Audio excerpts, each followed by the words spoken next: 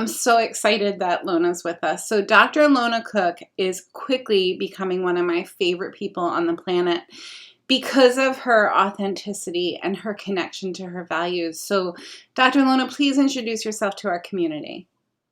Thanks, Dr. Jody. Likewise. So I practice in Western Wisconsin. I'm a chiropractor. Been in practice 13 years. So this is the start of my 13th year. I love this thing called chiropractic because it has helped me find my way back home in myself and learn how to live a much more connected life, not only by physically what I do and choose to do, but also just starting to recognize the gifts that life offers us through cracking us open and waking us up to that life is happening really through us and not to us. And so we can look at all aspects of our world through a different lens when we start to see that. How do you stay close to that with everything going on right now? What do you do? Like, give us like your daily thing. Mm-hmm. What do you do? Okay, so I try to look at myself first, and I'm imperfect, so I definitely don't do that always, but I recognize that my outer world is a reflection of my inner world, and as I know that to be true, I know that if I don't like something that's happening on the outside, it's a great time for me first to check in and just ask myself some questions about, like, what have I been feeling? What does this mean about, maybe some of the choices of emotional states I've been having? And, for instance, in my practice, if there's an issue in my team of people that's working, like, where did it maybe start with me first? And so if I start with that, at least I'm trying to see my portion of it instead of just being reactive.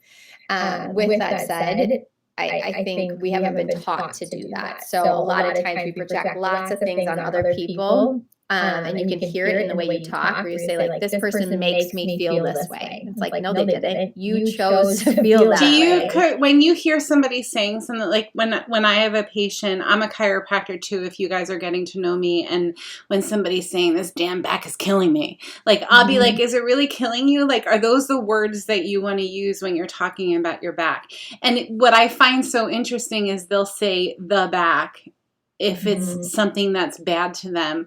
But if it's part of their body that they really love what it's doing, they'll say my heart or my spleen. The back, the knee is killing me, the bad back. Did you get the bad area? So do you interject? And if you do, have you always done that? It depends on the person, and that's one of the things I think the longer the more I evolve and the more I see my own shit, the more I realize, like, we're, myself included, we're not always in a headspace where we can have that conversation. Or even, when someone, for instance, says, like, oh, you just crack me or just fix me, it's like, okay. Is this something I want to take on? Like, okay, no problem. And and have this long conversation about how I'm not cracking anything or I'm not fixing anything. They're actually the one doing it. Or I can just slightly alter what I say and say, I'm so glad you're here. Let's have you jump on down and I'm going to check you and see where things are out of balance so we can help you heal. Where I just reverberate back what I'd like them to hear. And I find this is in my relationships. I may say something to my husband, and then what he thinks I said is so radically different from what I said, and it makes me want to, hit my head against the wall. But that's where, again, I'm imperfect at this, but working on, I have to own myself. I don't need to own what everyone else is necessarily doing. I can just see them as a reflection and not necessarily have to take it on. So, and know if it's going to be received. If I was just talking to one of our clients about, in chiropractic, we have a philosophical understanding called the safety pin cycle. And it's the one thing I teach every practice member, because I feel like if I haven't taught people who come to me for chiropractic what subluxation is and about the safety pin cycle, I've done them a disservice, and I've done my great craft a disservice too. But there are times when I totally know I could give them the greatest message ever, but they're in such a freaking hurricane, it's not the time to tell them about the safety pin cycle. So best to wait on my agenda. So I guess my question for you now, because here comes another Jody question, is how do you gauge the flow of the conversation? Like, and I know that this is something that comes with practice, literally with practicing for years, but how do you, what's your signal to know, not the best time to correct them from saying crack me or fix this or my bad back? Right. I think you hit the nail on the head. It's an art form, just like the adjustment is an art form. Right. I work a lot with younger docs and or newer docs. And one of the things that I see in all of us that happens is at first, when we're learning how to do this thing called practice, a lot of it is up here. What do I want to say? What is my agenda for them? What do I wish all my patients knew? How can I say it better? How can I communicate with the right words instead of using words that actually convey something that I didn't mean? And as we move through where we're now consciously competent at saying the things that we want to say, we get to start to shift into that heart place where now I can actually feel the person, because what is happening in my brain is now starting to become I'm so good at it that I can start to move into like, actually, am I connected to this person where maybe I don't need to say that line.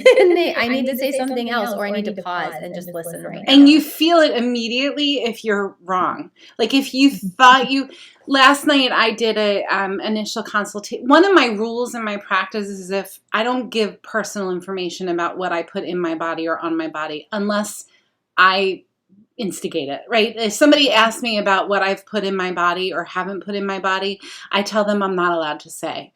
And I blame it on my practice system because I don't have staff protecting me and saying, oh, Dr. Jody doesn't talk about that. It's me. And if I feel really intimidated, I say stupid shit when I'm intimidated, right? So I have these practice, if there's a policy around it or a system, I need that structure. And I'll be able to say, last night somebody said to me, did you put this in your body? Whatever it is, right? Use your imagination.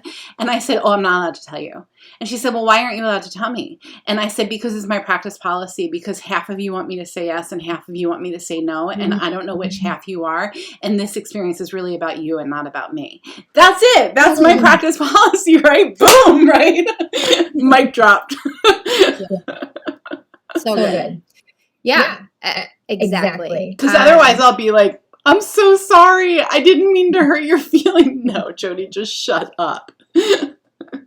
Yes. And I think it is such a learning curve. That's the part of practice where you get more and more ninja at having these conversations. Like, Jody, that was a ninja conversation where you can say that back and feel empowered saying it, because you knew I have to have a way that I'm not going to make half of you wrong. And, even though I know where you're at, right. That's not the point, right? Nope.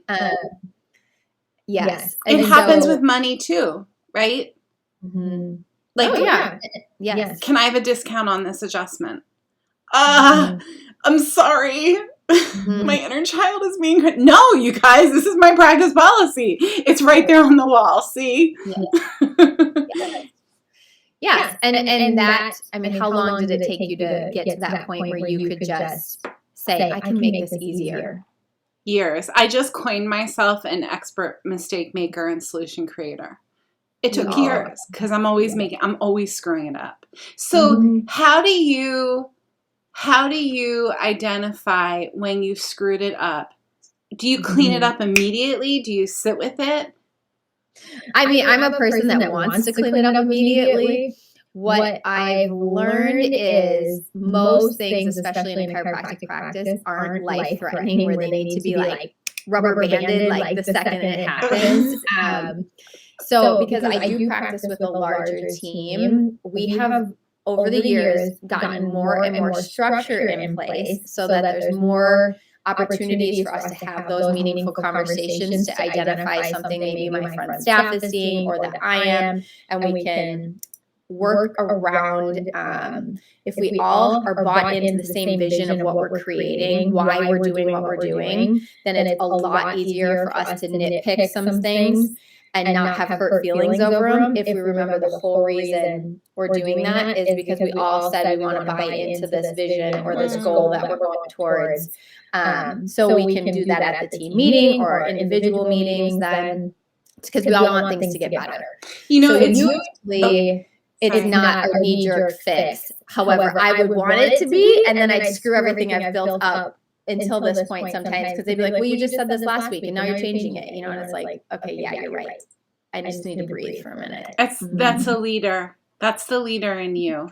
And I remember being in team meetings and starting reading my mission statement, and I would see them checking their phone while we were reading it. And I'm like, I'm either don't have the right people here, or I'm not, there's something wrong. There's something just not right. Cause I'd be like, to serve with abundance and joy, deep, real heart. And they'd be like, well, I mean, I try to, like, when we talk, anyways, in my mind, when we talk about like this thing called chiropractic, like more than just the physical, that's the really juicy part to me of chiropractic. And I think that's like the elephant in the room for so many people is like, yeah, we have been sold a flawed bill of goods where everything about our body has been kept in these like parameters that are just so like, it's your physical body, only your physical body. And then we read all that came on chiropractic that was our like history, that so much of it has more to do with the spirit and the soul and the energy. And to me, that's the stuff that people really are like, oh, this is really cool. And that your nervous system is like that literal conduit for this whole thing, this life force that's unfolding. And so I like to start there when we have a larger team training, because I do feel like I have attracted great people who can see that like humanity needs this. And then we all have our thing that we do that helps make the whole thing happen. So it starts with you with having the right people sitting at that meeting. Totally. Yeah. I think you can train on anything, but you can't overtrain someone who doesn't actually buy in or doesn't see it. They either get it or they don't, and you can't make them get it. Oh, that's just huge. That's just huge. Can you actually do me a favor, and just for my brain to be satisfied, just summarize what you just said in a nutshell? Give us the nutshell sentence of what we just said. I think you hire based on purpose, the people who light up with the purpose, and you train around what needs to actually happen, keeping the purpose as the big leading arrow point that's bringing us all forward. It's huge.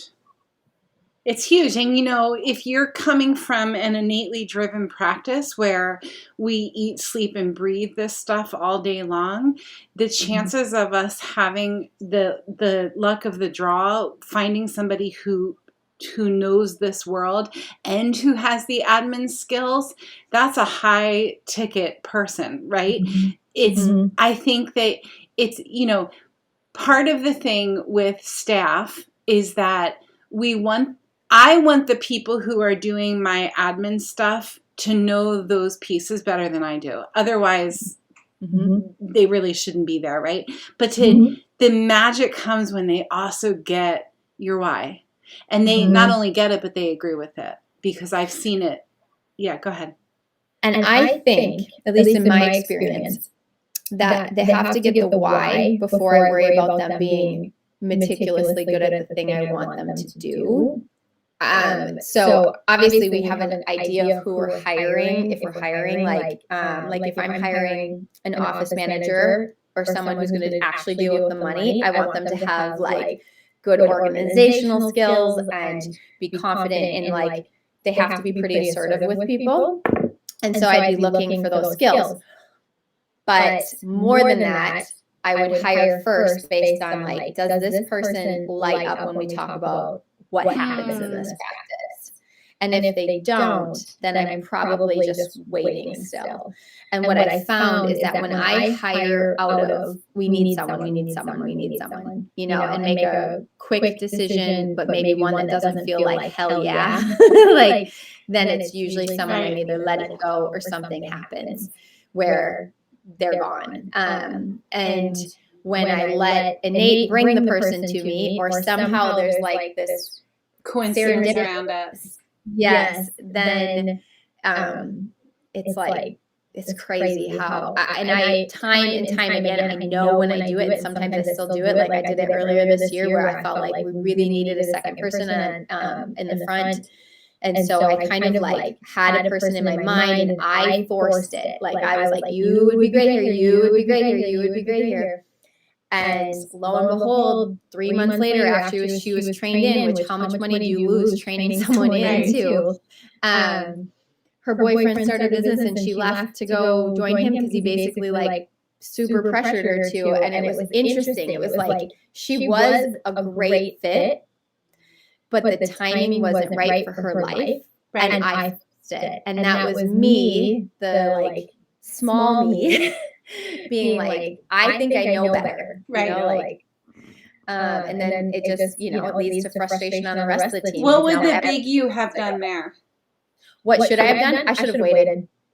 I mean, we could have gotten by. And now we have a great gal in here who the rest of my team kind of brought through. And that was my learning in this, is that part of my, we're all evolving, right? We all get to just keep working on the next iteration of our thing. And I do feel like for me and our culture here, me being less of the person that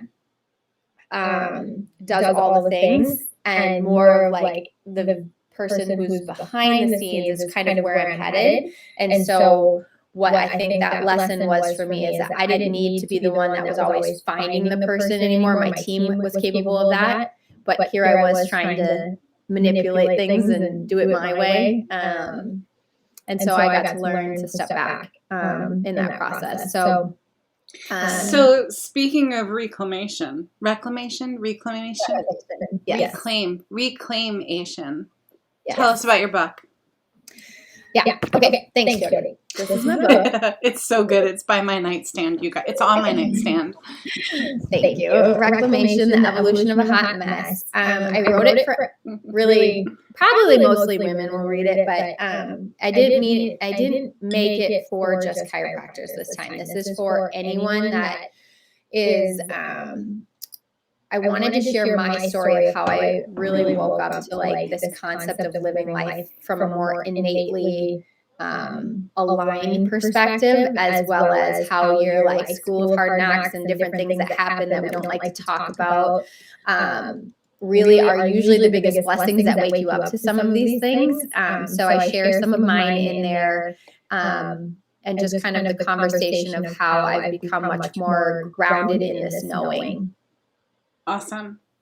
You know, we could just go and adjust and make babies and keep house and make dinner and do a workout and save the world with chiropractic. But no, we also write books and do podcasts and get on stages. And so how do you, I'm going to end with this question, because the truth is that we could live small.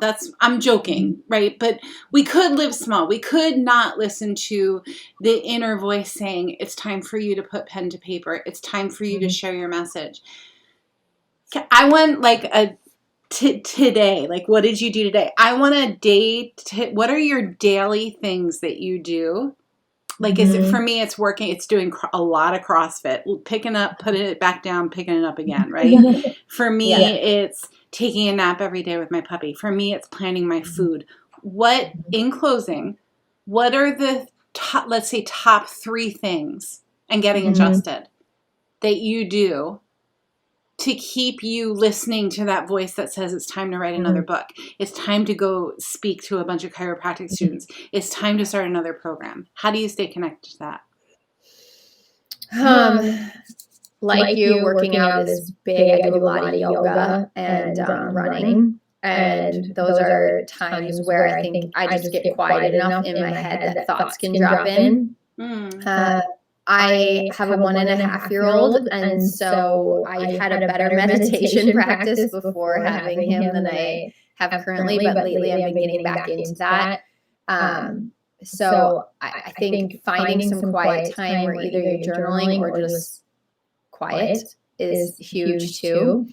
And as women especially, like I just said there, whereas like this last year and a half wasn't where I got 30 minutes to just zen out, and it just didn't happen in my household. But that's a season. And in that season, while I'm constantly breastfeeding, I just like felt gratitude. I still do. Is like, this is a season and it's going to be over before I blink my eyes, where I'm snuggling my baby, and they need me and they want me, like now my 6-year-old is like, dad's the best, who's mom? And, so the awareness of just like, it's okay that you might not have the season right now for all things to expand. That's okay. And then my third one is find your trusted corner of the world that helps you expand. Dr. Jody, I'm sure you are that person for so many people. Yeah. And I know you and I have a shared one that Lisa Thielen is a great gift. So she and I have frequent conversations, and she is my like go-to gal for when I'm feeling something. I just had a conversation where this morning, it's like expansion still scares me in various capacities. So like stepping on a stage doesn't necessarily scare me anymore. But choosing myself in patterns where I don't usually choose myself, that scares me. And so, because the unknown is scary for most of us, but we have to venture into the unknown, because it is equally scary to think about not venturing into it, So it really becomes like, choose the discomfort. Do you want the discomfort of not changing and only knowing the discomfort you're living right now? Or do you want the discomfort of stepping into the unknown? And what I found is that usually the unknown is where all the really juicy stuff lies anyways. So step in. Just do it. Right. Step in. Thank you, Dr. Lona. Yeah, thank you.